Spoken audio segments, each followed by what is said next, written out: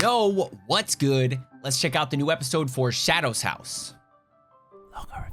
If you want to talk about anime and manga, follow me on Twitch and Twitter at JoeFreshest. Links in the description below. And the YouTuber things, like the video, comment, and subscribe to the channel with notifications on so you don't miss another one. If you want to check out any of my reactions for this series, you can click this link right up here. It'll take you to the playlist with all of my Shadow House reactions. As the debut seems to be coming to a close, we got some new information. Pretty much, Sean and John, they've already completed their task. They're moving on. Emilico is about to rescue Kate. I assume that Rum is about to rescue Shirley. And then, of course, you know, Lou and Louise and Patrick and Ricky, I'm sure they're going to find their people. I'm most concerned with the former two. Emilico rescuing Kate. How? She's in this cage. It's above like a bunch of damaged stuff. It's going to rip open her dress and stuff, destroy her clothes, and then what? She's screwed. And when it comes to Rum and Shirley, she is like tied up to some weird contraption with like poison ivy and stuff. How is she going to get her out of there? Like, I think that like cutting those like threads and stuff would ruin her clothes, right? I don't entirely understand how either of those are going to work out, but I suppose we'll see. The big surprise last episode was Edward, the living doll that's been watching over the debut. He's been the judge of the debut this entire time.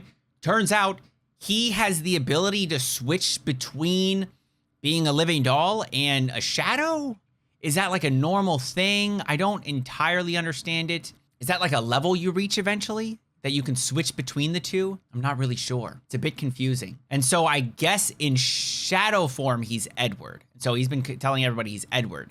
And then as a living doll, he's Ed. It's all very weird. And he brings up the wing of the house that is for the grandfather. Why is that so important? Why are there 3 floors to it? He's trying to move up in the floors. There's a lot going on. It's just mysterious and we just don't know. So for the time being, we will proceed as normal. And like I said, just very weird that we found that out about him. And also it looks like his soot has something to do with music and melodies because it formed this like melody as he played the piano, and that's how he switched over to his Shadow Master side. Like, it's confusing. I want to know more.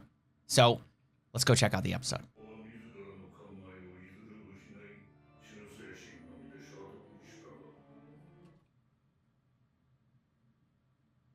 Okay. I think that by that, they just mean that like eventually living dolls won't have their own personality. They will just end up. Oh, okay. Eventually shadows and the living dolls merge?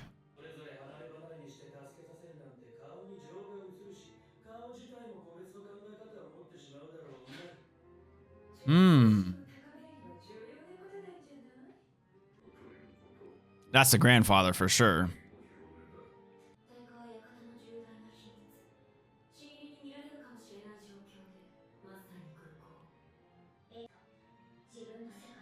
And who's this? Oh, is that the, oh, yeah, okay, I was gonna say that.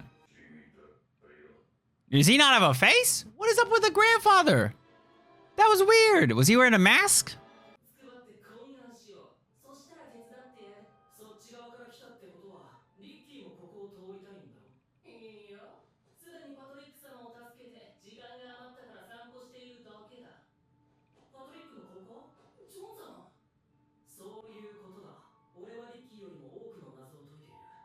Uh-oh.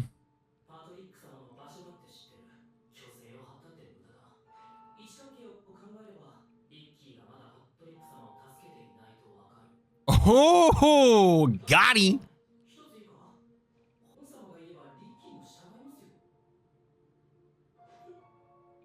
Wow, come on, John. Plenty of...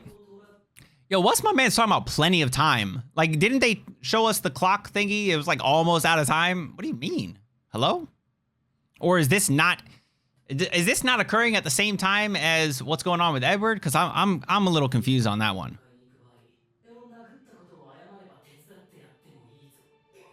Ooh.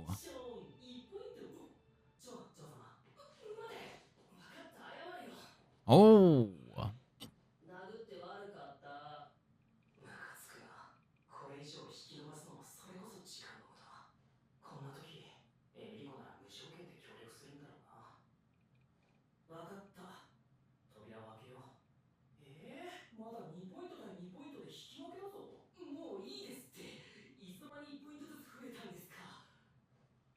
Yeah, I wondered the same thing. Why did they score that next point, dude?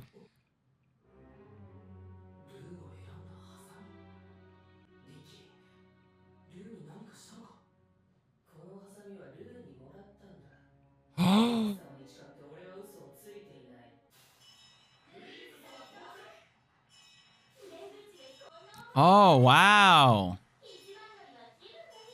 Huh. Oh, she angry though. Ugh. I don't like Barbie, dude. She's weird looking. She's so vicious.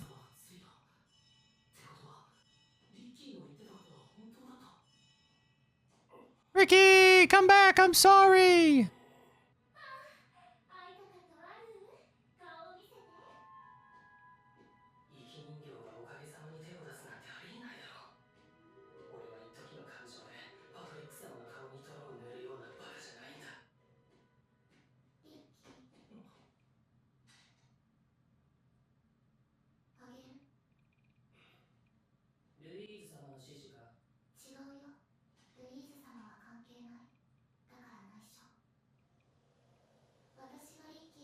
Doing things on your own. Edward might have made a massive mistake with this one. He may actually, I feel like a commentator. Edward might have made a massive mistake on this one. It looks like the Shadows' faces are starting to become their own people. It looks like they're starting to get their own personalities, sharing with one another. Like, it feels weird. Yeah, it looks like they are starting to become their own person, which is dangerous because that is, they said like two things. One, either this would lead to the living dolls going and finding their shadow masters and becoming their own person because they have to solve problems and do things on their own, or it might strengthen the bond. Now, maybe it's both. Maybe it'll strengthen the bond and sort of make them independent. But the independent one is probably a bad idea. That's not really what they're looking for. They're looking to just strengthen the bond. So this might be dangerous. The fact that that Lou is making this decision to give Ricky the shears. It's her own decision. It's kind of interesting. Oh, she blushing? Oh, see, I'm telling you, they're becoming their own.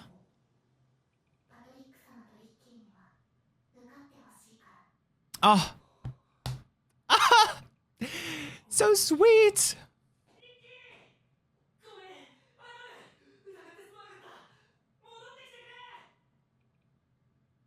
Dang, really? You're gonna go around?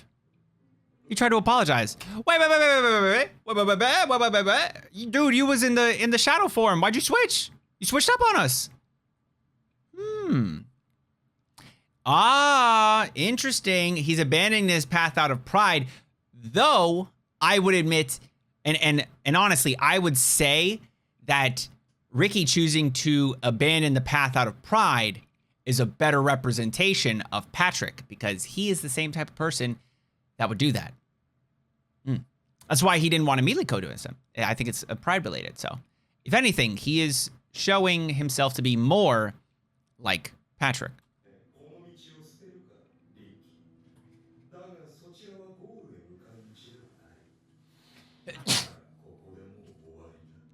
Oh, no. What the F?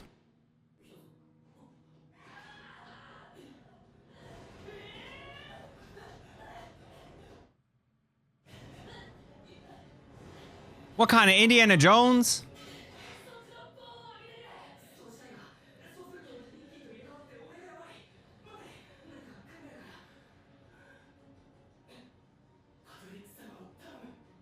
Oh.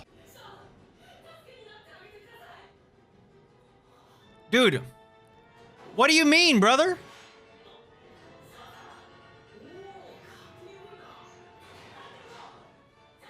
Yo, my dog's going boom, boom, boom.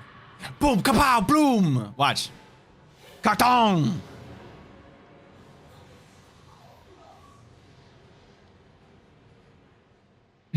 Yo, my man.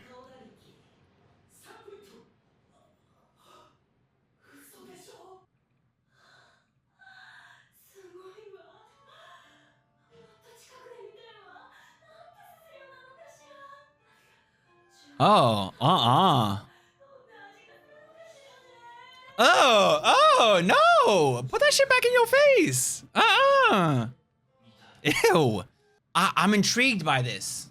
I'm wondering if the switch over to having the face was when they show emotion and expression, do they then switch over to having a face? Or does it have something to do with the personality of the living doll that has combined with them? Maybe her living doll was a little freaker. Yeah, it was kind of weird.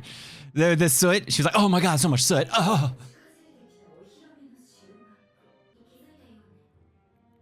Oh.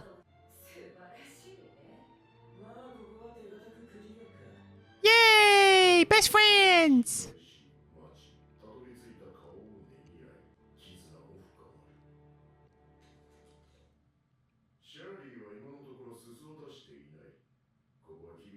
She just doesn't do that, man. She just don't emit soot.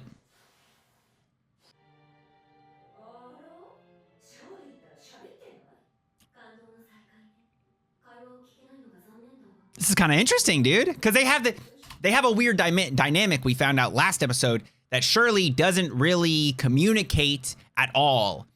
And so I think that Rum has really taken what Emilico told her, like, to give her a boost of confidence last episode. She's taking that shit and running with it. And so, yeah, this is just really nice. This is interesting. Are you... Speak up, Emilico. I'm all the way up here. Like, bro, you out here whispering, dog.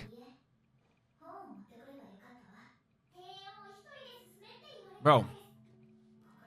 This is not story time. This is rescue time. Story time comes later after you rescue her, dog. What are you doing?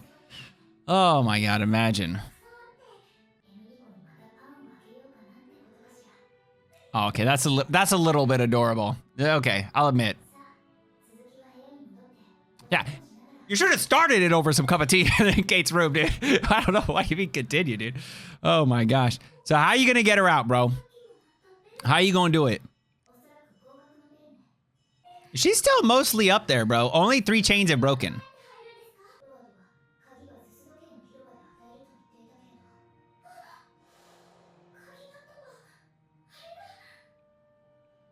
Dang. How would she have known? Come on, dog.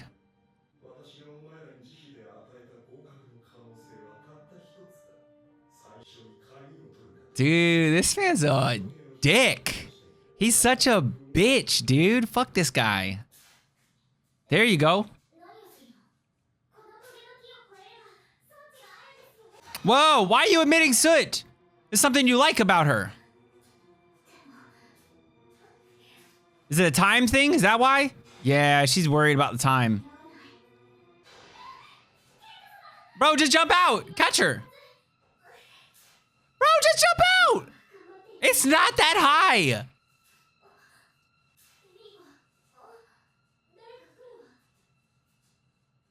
It's the boys. Let's go, the boys. Oh, wait. It's the other boys. What the hell?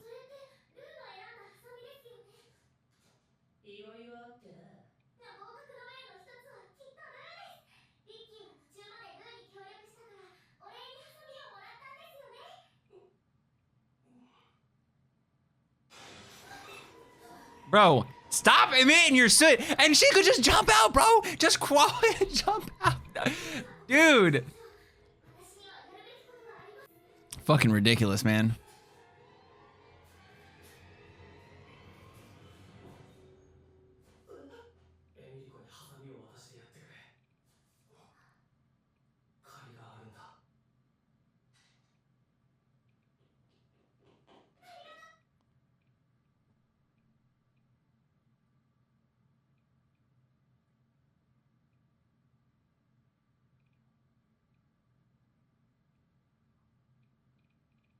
He didn't really sound... Oh, okay. I was going to say, he didn't really sound like Patrick, but then I remembered the debt to pay is the fact that she was there, she wanted to help, and he was like, no, don't help me, let me wait for blah, blah, blah. And you know, She gave the oranges, she gave the flower. So, okay, that's the debt to pay. I got you. Fair enough, but it did not sound like Patrick. I'm gonna just keep it a buck with y'all. That did not sound like Patrick. There you go.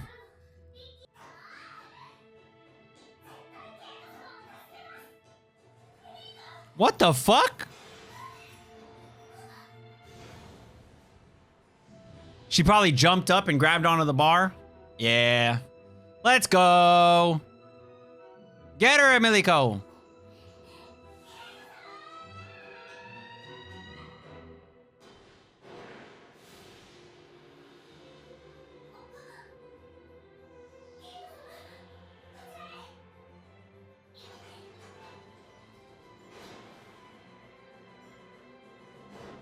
Excuse me?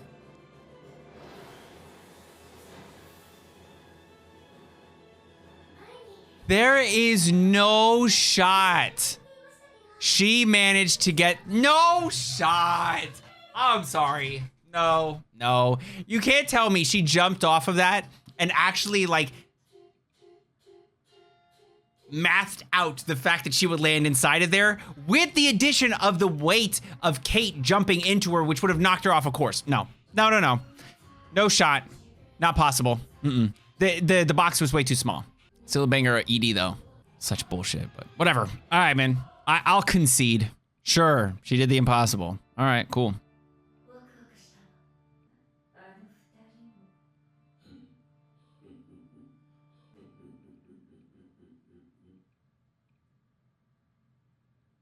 Oh, that grandfather guy gave me weird vibes, bro.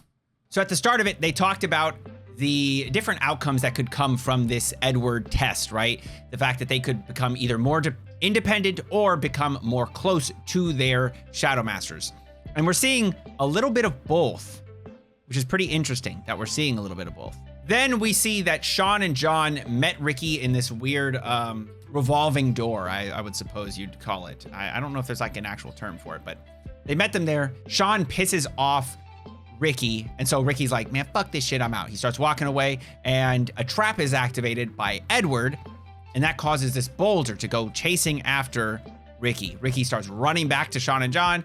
John takes the initiative, swaps places with Ricky, and blasts that shit, dude. It was actually pretty hype, not gonna lie. It was actually pretty hype. So he blasts it, and then I guess Sean and John start going down that path, and Ricky goes past them. Ricky and Patrick, they go to Kate, I guess to help out and drop off the shears that Ricky got from Lou.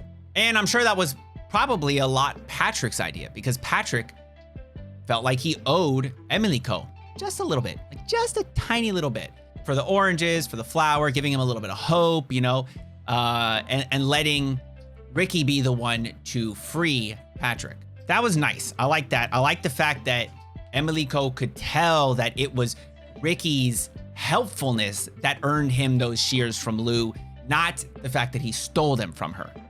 That's also nice, which both of those go against the things that maybe their Shadow Masters would do. Though admittedly, we did see that Patrick he does have a little ounce of kindness, because he said that he did owe Emiliko just a little bit.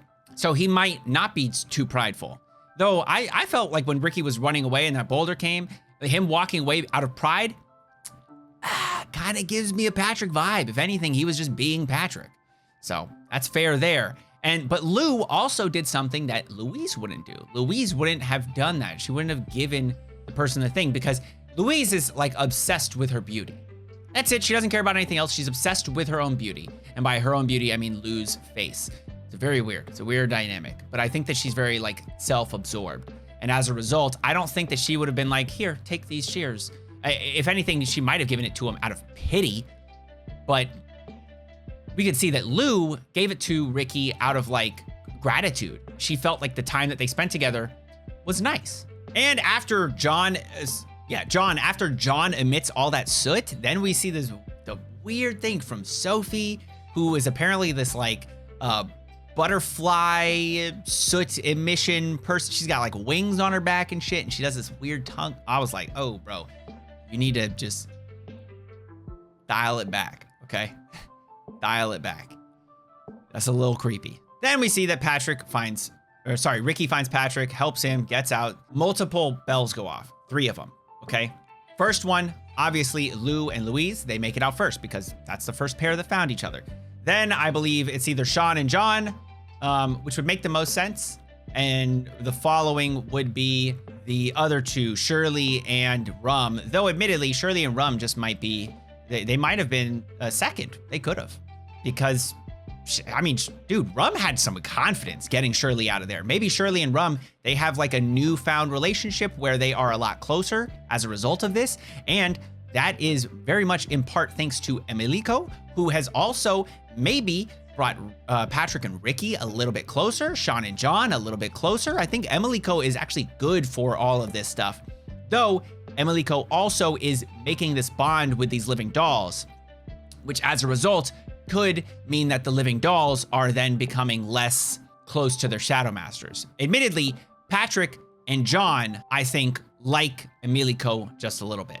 Shirley doesn't really have too much of a connection to anybody, though I do think that Shirley and Rum will probably have some sort of talk about Emilico and how Emilico gave Rum the confidence to come after Shirley, and Shirley will be appreciative of that. The only one that's still like kind of to the side is Louise and Lou. I don't know if Louise is ever gonna change. Like it's gonna take some sort of event to do that because she seems way too self-absorbed. Eventually, Kate and Emilico do connect. For some reason, they want to fucking have a story time while Kate's hanging up in the sky inside of her little bird cage.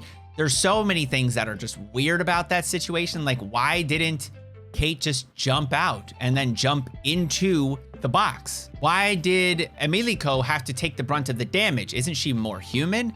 There are so many questions I have. Is it because of the clothes? Like, didn't want to damage the clothes? I'm confused.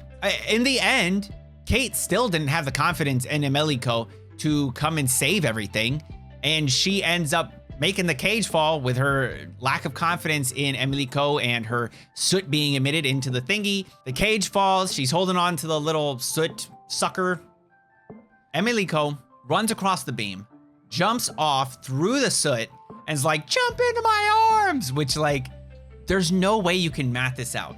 Unless like in a split second, Emilico goes, okay, well, if I jump here and then the trajectory of her swing into me knocks me a little bit further back, and like, there's no shot she thought of that. No shot. That was totally unrealistic. Though, admittedly, the soot thing is very unrealistic too. Maybe we can say that like we could chalk it up to like a plot hole fix here would be that Kate used soot to carry them and put them in there, right? Or like redirect them into there. That would make sense. And honestly, why didn't she just fucking do that? Why didn't she just use it to like hold them up and fly them over there, right? Is that just me? In the end, seems as though all the different factions or all the different couples, I don't want to call them couples, but all the different, yeah, they're sort of couples, just not in, don't take it in a weird way, right? So all the different couples of Shadow Master Living Doll end up finding their people and start heading towards the zone. I think they're pretty much 3 of them made it through. We know that Patrick and Ricky are going to make it through. It's the question of whether Emilico and Kate will make it through. That's the only question left. Will they be able to make it? And they do have the cart still. I'm just saying. So they could make it. You know how the hill had that, maybe they're going to like take the hill down and just speed through. I don't know exactly how it's going to work, but I am intrigued to find out. So from here, leave a comment down below with whatever you thought on this episode. And if there was something you think I might have missed or I didn't pick up on that you felt might have been important, address that down in the comments. If you have something to say that would contain a spoiler, please use a spoiler tag. What I mean by that is briefly address what it is in quotes, like a small sentence, very brief, small sentence. Skip one line, type spoilers, and then press the space bar, or not the space bar, but like the enter key 6 times. So skip 6 lines, Type out your spoiler comment, and what everyone's gonna see is your very brief sentence, spoilers, and this little thing that says read more, and they can click on that to read the spoilers or not, and not read the spoilers. And as always, if you enjoyed the video, then like the video and subscribe to the channel with notifications on so you don't miss another one. I do anime episode reactions as well as manhwa reactions and reviews on anime and manga when I catch up to or finish a series that I really enjoy. So if that sounds like the type of content that you might be interested in, then please do subscribe to the channel. Until next time, make sure you all keep it fresh. Peace.